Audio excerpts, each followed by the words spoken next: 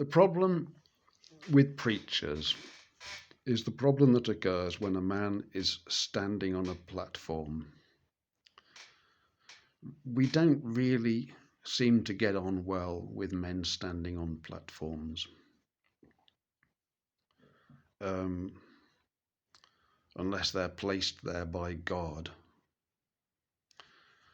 And it's kind of presumptuous otherwise, isn't it? I know most preachers will say that they were placed there by God, but really,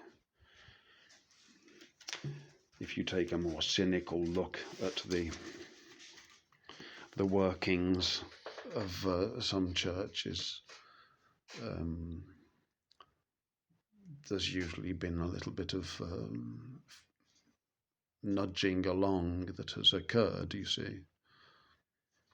It's not as though you're walking down the road, as I might be, and suddenly I get snatched into a local church and asked to be their preacher. That hasn't happened yet. It may happen. I can't, completely discount it, but I think it's very unlikely. It's one of those things you have to build up to, you see. But standing on a platform, the only thing that a man should say if he's standing on a platform, the only thing that you can do that is righteous from a platform is to read the Bible, because all of our words are unclean before God. Really, or to be silent, perhaps. But reading the Bible, you will be compliant. And I also take that from the Bible, because the only time that a pulpit is mentioned, or I think the word might be pulpit, I'm not sure, is in the book of Ezra. It's mentioned, and all that happens is that the priest reads from the book of the law distinctly in a manner that can be understood, which I think is a very important thing that we should notice. It's helpful to read distinctly from the Bible because you can help to convey the meanings. You have to be careful, of course. I'm slightly critical of an excessively dramatic delivery, should we say. But, because it can then give undue emphasis. Yeah, I personally like a chant in Bible reading, the more of an attempt at neutrality of the voice. I really like to hear that, but obviously the intonation will help to convey the meaning to the listener, so it's important.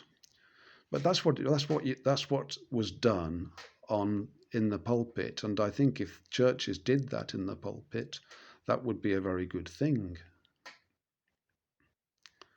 I think all the other words that are said in the pulpit really shouldn't be said at all.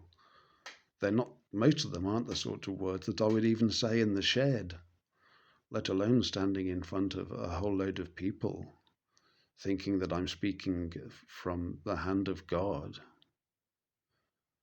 Surely it's not really helpful to do those things. Let every man stand up and say what he wants to. I mean, isn't that how it works? If anybody will listen, let them listen. Let there be polite conversation in the streets. And the internet slightly changes that, of course, because we know quite a lot of people can hear a single thing that is being broadcast. But I listen to loads of stuff online. I've got into so many different things online. I'm not listening to all that much these days, but I've been through all sorts of different things. And I found it to be valuable. So maybe the things that I'm saying would be valuable to somebody else. I don't really know. But mainly I'm doing it also because I'm quite lonely. I've got nobody to talk to.